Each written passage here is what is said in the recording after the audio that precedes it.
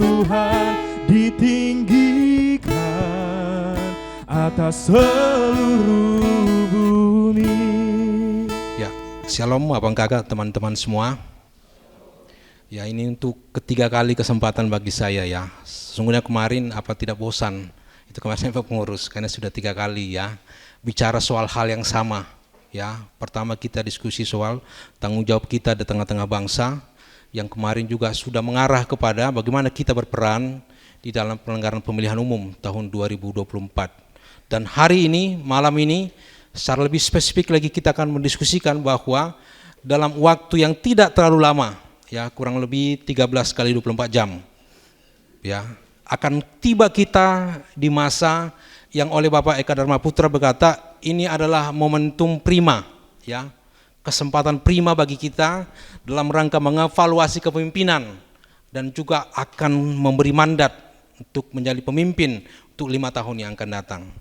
Nah oleh karena itu, abang kakak teman-teman, saya mengambil judul walaupun judulnya pemilih bijak, saya coba sedikit bijak, pemilu 2024 memilih dengan hikmat, ya memilih dengan hikmat. Saya banyak belajar tentang kepemimpinan Musa, ya saya kira abang kakak teman-teman di sini semuanya ahli Taurat, ya yang sudah sangat paham betul bagaimana soal kepemimpinan Musa, bagaimana Tuhan memberi penglihatan atau bagaimana Tuhan menggerakkan Musa, mengutus Musa di dalam satu kesulitan yang sangat dahsyat. Tuhan memakai Musa bicara kepada Firaun, satu hal yang tidak mungkin, hal yang sulit, yang satu hal yang jauh dari pikiran Musa. Dan kemudian Musa membawa bangsa ini melanjutkan.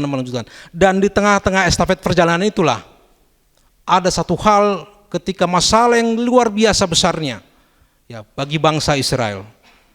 Tuhan memakai mertuanya Jitro, ya Jitro memakai Jitro untuk memintakan sesuatu yang paling penting dan sangat penting bagi Musa dalam rangka menambah energi dia, ya menambah efektivitas kepemimpinan dia dalam rangka melanjutkan perjalanan bangsa Israel. Demikian juga halnya kita setelah bangsa ini merdeka 1945, ya berulang kali kita menyelenggarakan proklamasi hari kemerdekaan 17 Agustus dan berulang kali kita mengadakan pemilu. Nah pada saat ini ya 14 Februari yang akan datang nanti menjadi momentum bagi kita, ya merefleksikan bagi kita mengarah kemanakah bangsa ini. Apakah bangsa ini terus berjalan menuju tanah perjanjian, menuju apa yang disebut dalam alinea keempat pembukaan Undang-Undang 1945, ya menjadi bangsa yang cerdas, bangsa yang sejahtera, bangsa yang ikut melaksanakan ketertiban dunia, atau justru menjadi bangsa yang makin hari makin jauh dari apa yang disebut dengan visi kebangsaan. Bagaimanakah bangsa ini seperti bangsa Israel makin hari makin dekat dan jalan yang ditempuh itu adalah jalan yang benar. Sehingga makin tahun makin dekat. Di usia 40 tahun perjalanan itu makin terarah. Meski gelombang kehidupan yang alami sangat dahsyat, sangat besar. Sama seperti gelombang kehidupan yang dialami oleh bangsa Indonesia hari ini. Sangat luar biasa besar. Ya. Berulang kali kita digoncang soal isu apa yang menjadi isu-isu yang sangat bisa bertolak belakang dengan ideologi Pancasila. Berulang kali diuji soal integritas bangsa ini. Berulang kali kita diuji juga soal apakah bangsa ini betul-betul menjadi bangsa dengan ideologi Pancasila yang di dalamnya ada prinsip ketuhanan yang Maha Esa. Bangsa yang didasari oleh keyakinan kepada Tuhan. Bangsa yang mengandung pada prinsip-prinsip kesetaraan, bahwa kita mengandung prinsip-prinsip hak asasi manusia, keadilan, kemanusiaan yang adil dan beradab. Dan apakah bangsa ini juga makin hari makin memperkokoh persatuan, sila ketiga, ya, persatuan Indonesia. Apakah juga makin hari bangsa ini juga semakin menghidupi prinsip-prinsip demokrasi dalam sila keempat, ya, dalam ada persamaan hak sebagai warga negara. Dan apakah juga kita makin hari makin tahun kita juga mengalami apa yang disebut dengan keadilan sosial bagi seluruh rakyat Indonesia. Nah, ini menjadi renungan bagi kita. Maka pemilu ini juga menjadi kesempatan kita merenungkan apakah kita benar-benar menjadi bangsa yang betul-betul menghidupi prinsip-prinsip ideologi Pancasila. Sehingga kita bisa berjalan menuju visi kebangsaan, cita-cita kebangsaan, sama seperti bangsa Israel. Apakah ini terus berjalan menjadi bangsa yang tiba di tanah perjanjian, tanah yang begitu dijanjikan Tuhan? Ya. Apakah bangsa Israel juga lepas dari tantangan? Apakah bangsa Israel juga lepas dari apa yang disebut dengan ketidakpercayaan kepada pemimpin? Apakah bangsa Israel juga mengalami satu hal yang sangat dahsyat yang juga bisa menggoyahkan? Ya, bagaimana mengikatkan perjanjian? Akulah Allahmu dan engkaulah umat pilihanku. Apakah hal yang sama juga berlaku bagi bangsa Indonesia? Bangsa yang diikatkan ketika bangsa ini merdeka 17 Agustus 45. Kita mengikatkan bahwa kita diikat oleh satu yang namanya konstitusi. Apakah makin hari juga bangsa ini taat kepada konstitusi atau makin hari makin jauh? Apakah bangsa ini makin hari makin dekat dengan capaian visi kebangsaan atau makin hari makin jauh? Ya, sama seperti oleh dibilang Bapak J.S. Haitafi. Apakah bangsa ini seperti kelereng yang jatuh di bidang yang miring? Makin lama, makin putarannya makin kencang, tapi arahnya makin kejatuh. Atau bangsa ini menjadi berjalan paralel dengan visi kebangsaannya. Nah, oleh karena itu kita belajar bagaimana Musa memimpin bangsa Israel. Di satu sisi dia menjadi imam, di sisi lain dia menjadi nabi, tapi di sisi lain dia menjadi hakim. Tugas yang luar biasa beratnya. Ya. Bagi satu pemimpin, satu tanggung jawab yang luar biasa besarnya. Ini dilimpahkan Tuhan bagi Musa. Di satu sisi dia menjadi imam yang dipercayakan oleh umat Israel menyampaikan apa menjadi jeritan hatinya, pergumulannya, tantangan yang dihadapi. Di sisi lain Musa dipakai oleh Tuhan menyatakan isi hati Tuhan bagi bangsanya. Ya. Tapi di sisi lain juga Musa dipakai oleh Tuhan menjadi hakim atas berbagai problema yang menimpa bangsa Israel. Ini luar biasa. Nah, bagaimana Musa di sisi menjadi imam, menjadi hakim, di sisi lain dia menjadi seorang nabi. Nah, kita juga renungan kita bagi bangsa ini. Ya. Kita yang ditempatkan di tengah-tengah bangsa ini. Di satu sisi kita menjadi imam bagi bangsa ini. Di satu sisi kita menjadi nabi bagi bangsa ini. Di sisi lain kita menjadi hakim bagi bangsa ini. Untuk melihat manakah dia yang sesuai dengan standar kebenaran, mana yang tidak. Mana dia yang taat konstitusi, mana yang tidak. Mana dia yang benar-benar seperti apa yang disampaikan, apa yang menjadi komitmen kebangsaan atau tidak. Atau apakah selama ini kita juga tidak mau tahu menjalankan 3 fungsi itu di tengah-tengah bangsa ini. Sehingga bangsa ini kita seolah tidak peduli, membuat jarak yang jauh antara kita dengan problema bangsa ini. Maka kita belajar dari Musa. Dia di satu sisi dia tetap menjadi imam, menjadi tempat di mana umat datang kepada dia menyampaikan. Di sisi lain, dia juga menjadi orang pribadi yang dipakai oleh Tuhan menyatakan isi hati Tuhan kepada bangsanya. Tapi juga dalam praktik kesehariannya, dia menjadi hakim yang bijaksana, yang menilai apakah ini sudah lari dari jalan Tuhan, apakah bangsa ini sudah lari menyimpang atau tidak, apakah bangsanya yang dia pimpin keluar dari masa-masa yang sukar, apakah bangsa ini masih tetap komit, setia kepada menjadi komitmennya. Nah, kita belajar dari Musa. Keadaan bangsa Israel, kalau kita baca nanti di Keluaran pasal 18, khususnya ayat 13 sampai ke ayat 27, kita luar biasa bicara di situ. Maka dalam satu sisi bangsa Israel menanyakan petunjuk Allah kepada Musa, dan di sisi lain membawa perkara-perkara yang dihadapinya kepada Musa untuk diadili. Inilah problemanya. Dan bangsa ini juga hari ini membawa problemanya kepada kita. Maka oleh karena itu kita menyambut setiap kali ada kesempatan kita berdoa, bersyafaat bagi bangsa ini. Dalam setiap kali ada kesempatan kita berdoa kepada bangsa ini. Betapapun keadaan bangsa ini, tetap berdoa dan berdoa. Kita menjadi juru syafaat. Kita berdoa kepada bangsa ini. Ya. Persoalannya, Musa adalah satu-satunya ketika ada di zaman itu. Satu-satunya. Dan yang kedua, bahwa itu tentu tidak baik. Tidak baik bagi bangsa Israel dan tidak baik bagi Musa. Ya. Tidak baik karena dari pagi sampai petang bangsanya berdiri di hadapan Musa, dan Musa seorang diri. Bagaimana dia menghadapi umat yang sedemikian banyak, membawa problemanya, membawa sesuatu hal yang terjadi dalam hidupnya. Di satu sisi Musa seorang diri menghadapi persoalan yang sedemikian dahsyat. Ini problemanya. Sisi lain bahwa pekerjaan ini bagi Musa diingatkan oleh Jitro, pekerjaan yang terlalu berat, luar biasa beratnya. Ya, boleh kita bayangkan. Bangsa yang sedemikian jauh dalam perjalanan, yang belum tiba di tanah yang dijanjikan itu. Dalam kehidupannya problemanya begitu banyak terjadi. Dan Musa seorang diri menghadapi itu. Ini persoalannya. Musa seorang diri. Tidak ada teman bagi dia. Tidak ada orang berbagi dengan dia. Sehingga problema itu bisa dibagi, dipecahkan.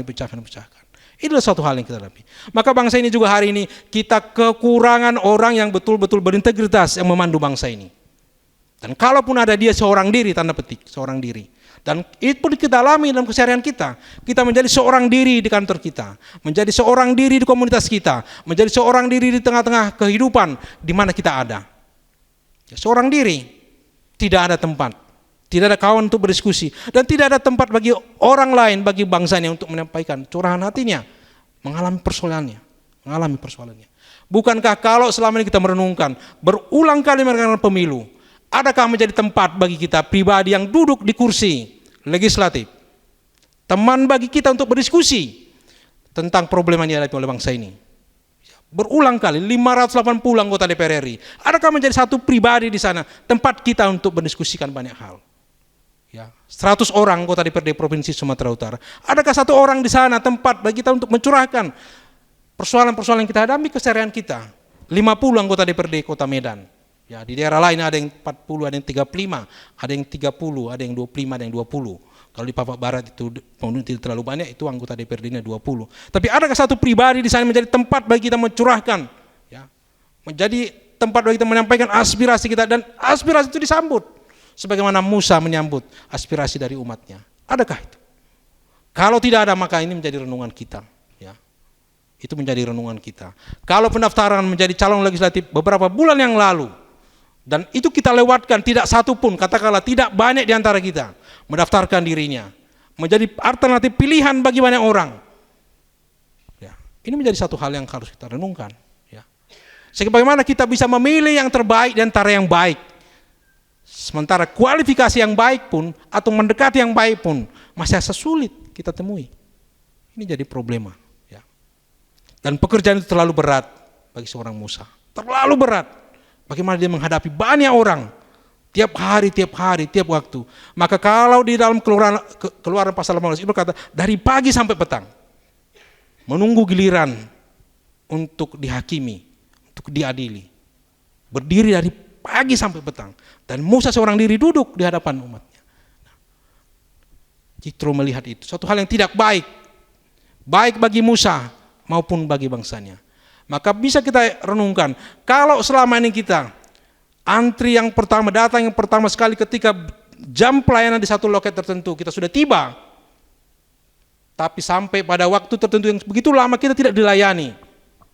Bagi yang melayani pun persoalan, apalagi bagi kita. Aspirasi kelompok yang tidak didengarkan aspirasinya rentan untuk melakukan pemberontakan, rentan untuk melakukan. Mereka-mereka yang tersumbat aspirasinya rentan untuk melakukan pembangkangan. Orang-orang yang tidak pernah disambut aspirasi, didengarkan jeritan hatinya, rentan untuk melakukan kerja-kerja yang lain yang sangat tidak sesuai dengan aturan yang berlaku. Nah, oleh karena itu 4 persoalan ini dihadapi oleh Musa. Nah, bagaimanakah Musa menghadapi ini melalui rintangan luar biasa ini di slide berikutnya? Maka Jitro melihat ini tidak baik, ya. Nah, dia mengangkat, kalau kita renungkan lagi di Keluaran pasal 18, wakililah bangsa itu di hadapan Allah dan hadapkanlah perkara-perkara mereka pada Allah. Wakililah, lanjutkanlah pekerjaanmu sebagai imam, lanjutkanlah pekerjaanmu sebagai nabi, dan kemudian ajarkanlah keputusan-keputusan yang ditetapkan Allah kepada umatmu. Ajarkanlah, jangan pernah berhenti mengajarkan itu. Dan kemudian beritahukanlah jalan dan pekerjaan yang harus dipilih, yang harus ditempuh, yang harus dilalui oleh bangsanya. Dan yang keempat yang kita dalami adalah carilah orang-orang dengan kualifikasi tertentu. Carilah, temukanlah orang-orang yang menjadi hakim bagi 1000 orang, ya, bagi 100 orang, bagi 50 orang, bagi 10 orang. Dalam rangka menjawab tantangan yang luar biasa berat, yang luar biasa dalamnya, maka Tuhan memakai mertuanya, ya, mengingatkan kepada Musa, carilah orang-orang dengan kualifikasi. Ya, nanti akan kita pelajari kualifikasinya. Menjadi hakim bagi 1000 orang, bagi 100 orang, bagi 50 orang, bagi 10. Nah, ini luar biasa. Ya. Maka kita juga harus mencari hari ini, malam ini harus merenungkan. Kita carilah pemimpin kita yang cocok, menjadi bagian dari 580 anggota DPR RI. Ya, menjadi 4 calon dewan perwakilan daerah, perwakilan dari setiap provinsi. Dan kita mencarilah ya 100 anggota DPR Provinsi Sumatera Utara yang dibagi berdasarkan daerah pemilihan. Ya. Kita cari dan carilah menjadi pemimpin ya di masing-masing kabupaten dan kota. Kalau terdaftar di Kota Medan, carilah 50 orang calon anggota DPRD Kota Medan. Carilah di daerah kita, di Deli Serdang, di kabupaten-kabupaten yang lain. Nah, dalam rangka mencari inilah yang kita dalami malam ini, kita renungkan menjadi pemilih yang bijak, pemilih yang berhikmat, pemilih yang tidak sama dengan pemilih yang lain. Ya. Pemilih yang tidak sama kualifikasinya dengan pemilih yang lain. Pemilih yang tidak sama dengan kadar ya, tanggung jawabnya dengan pemilih yang lain. Nah, lanjut. Karena saya dikasih waktu lebih 25-30 menit ya. Setelah itu nanti akan ada diskusi. Nah, ini perintah yang tidak bisa dilawan. Ya. Maka dalam rangka memilih orang dengan kualifikasi menjadi hakim, maka pertama memilihlah dengan hikmat. Ya, memilihlah dengan hikmat. Nah, dan kalau kita telusuri makna dari berhikmat itu adalah kita harus melakukan observasi dari pengalaman. Ya. Kalau kita dalami juga makna dari hikmat, dasarkanlah pada ajaran yang kita terima. Yang ketiga, lakukanlah itu di dalam satu pembelajaran yang tidak akan pernah berhenti, terus juga belajar. Dan keempat, wahyu yang kita terima masing-masing. Ya. Maka dalam rangka memilih menjadi pemimpin dalam kualifikasi nasional, provinsi, kabupaten, kota, lakukanlah itu dengan benar-benar berhikmat, sebagaimana Musa berhikmat. Ya. Musa berhikmat. Kita melakukan observasi dari pembelajaran dan pengalaman-pengalaman empirik yang kita alami setiap kali kita melakukan pemilu. Pengalaman-pengalaman kita ketika melihat partai-partai politik. Pengalaman-pengalaman kita belajar dari pengalaman ketika 5 tahun yang lalu kita pilih seseorang atau partai politik, bagaimana perjalanannya selama kurang lebih 5 tahun ini. Ya. Yang kedua, dasarkanlah itu. Pemilihan kita itu dasarkanlah kepada ajaran yang kita terima, ajaran yang kita hidupi, dan ajaran yang menggerakkan kita. Yang berikutnya, lakukanlah itu sebagai bagian dari pembelajaran. Jangan pernah untuk berhenti belajar, mengenal dan mendalami, dan terus menjadi bagian dari pembelajaran kita dalam memilih. Dan keempat, masing-masing kita, tentulah kita akan menerima wahyu dari Tuhan. Itu yang pertama. Yang kedua adalah dalam rangka mencari, memilih, dan menemukan orang sebagaimana yang Tuhan inginkan dari Musa, mencari hakim-hakim, kemudian lakukanlah itu dengan antusias. Antusias berasal dari bahasa Yunani yang dari 2 suku kata, en dan theos. Antusias, lakukanlah itu, digerakkan, dimotivasi, disemangati oleh Allah. Maka orang yang antusias itu orang pribadi yang hidupnya di dalam Allah.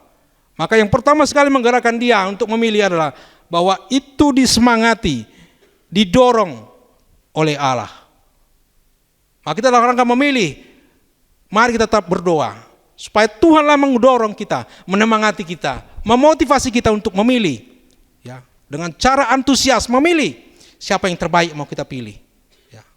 Dan yang kedua adalah mari kita lakukan memilih dengan antusias karena di dalamnya ada gairah. Karena ada tujuan, ya ada tujuan. Bukankah kita terus berdoa kepada bangsa ini dipulihkan, bangsa ini dibangkitkan, bangsa ini terus bisa berjalan. Ya. Sebagaimana ketika kita belajar beberapa bulan yang lalu, membangun kembali tembok Yerusalem, pintu-pintu gerbangnya, bukan malah karir Nehemia makin hari makin naik, tapi kaumnya bangsanya makin terpuruk, makin ke bawah. Justru yang kita bangun itu kita dengan antusias karena kita memiliki tujuan untuk apa kita memilih dan bagaimana kita memilih. Supaya demikian bangsa ini bisa bangun kembali, bangun terus, berjalan terus dalam visi kebangsaannya. Dan ketiga, dalam antusias itu kita lakukan ini dengan gembira. Orang antusias, dia bersemangat. Tapi tidak cukup hanya bersemangat. Orang yang antusias itu juga dia bergembira mengerjakannya. Memilih itu adalah hak, bukan kewajiban. Karena dia sebagai hak, lakukanlah itu dengan bergembira. Lakukanlah itu dengan bergembira. Ya. Bergembira. Karena kita didorong, digerakkan oleh Allah. Dan kita bergairah karena ada tujuan, karena ada visi. Ya. Bukankah tiap hari kita belajar, tiap hari kita merenungkan, mau jadi apa kelak generasi bangsa ini? Mau dibawa kemana bangsa ini? Dan yang ketiga, mari kita terus bergembira. Ya, bergembiralah menyambut pemilihan umum ini. Momentum prima, sekali 5 tahun. Sekali 5 tahun, momentum yang sangat berharga. Sekali 5 tahun. Meski kalau waktu mencoblos kurang lebih 5 menit, tapi 5 tahun yang lalu kita harus renungkan. Dan 5 tahun yang akan datang juga menjadi renungan kita. Bukan soal menancapkan paku di kertas suara, tapi bagaimana kita dengan doa digerakkan oleh Allah. Ya. Pikiran hati kita, itu menggerakkan tangan kita untuk mencoblos. Siapa mau kita coblos? Partai mana? Calon mana? Ya. Selanjutnya, waktu sudah makin habis. Kualifikasi yang dicari adalah orang yang cakap, orang yang betul-betul bisa menjalankan tugasnya. Ya, orang yang takut akan Allah. Ya. Yang ketiga yang paling dahsyat inilah benci dengan pengejaran suap. Inilah kualifikasi yang mau kita cari. Dan tempatkanlah mereka menjadi pemimpin. Ya. Itu yang dicari, itu yang ditekankan mertuanya kepada Musa. Carilah, dan dipakai oleh Tuhan luar biasa. Carilah kualifikasi orang yang cakap. Ya. Carilah orang yang takut akan Allah. Carilah orang yang benci dengan pengejaran suap. Dan tempatkanlah mereka menjadi pemimpin. Pemimpin untuk 100 orang, 50 orang. Pemimpin untuk 10 orang. Ya. Yang terakhir, ya. Kita percaya bahwa dalam setiap keadaan yang dialami oleh bangsa Israel, Tuhan Allah peduli. Ya. Dalam setiap keadaan, Tuhan Allah peduli. Dalam setiap keadaan bangsa Indonesia pun Tuhan Allah peduli. Ya. Dan Allah pasti bertindak. Kenapa? Bukan orang-orang dengan kualifikasi kadar keimanannya, bukan dipakai Allah untuk mengingatkan Musa. Kenapa bukan Harun? Kenapa bukan Hur? Yang sejak menjadi imam dan semua keturunannya. Kenapa bukan orang-orang? Kenapa justru petobat baru yang diingatkan, dipakai oleh Tuhan mengingatkan Musa? Maka dalam setiap keadaan, dalam kondisi apapun, Tuhan Allah ada dalam problema bangsanya, ada dalam problema bangsa ini, dan Tuhan Allah bertindak.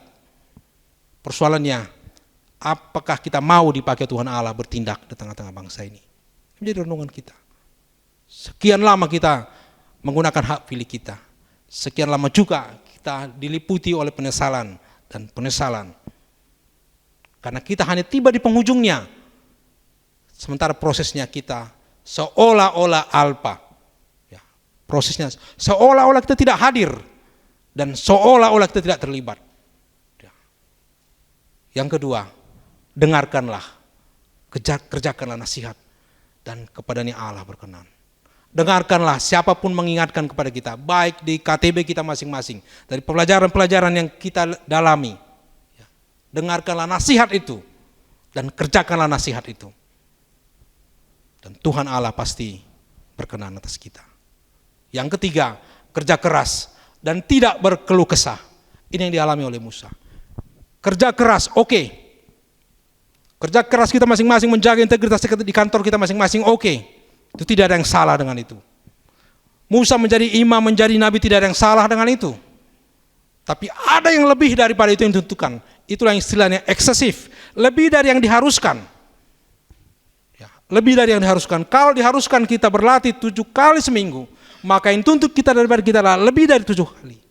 Karena itulah yang ditentukan, lebih dari yang diwajarkan. Lebih dari yang diwajarkan. Kalau diwajarkan bagi warga negara bangsa ini, hanya berbondong-bondong datang ke TPS. Lebih dari itulah yang ditekankan, diharapkan daripada kita. Lebih dari itu.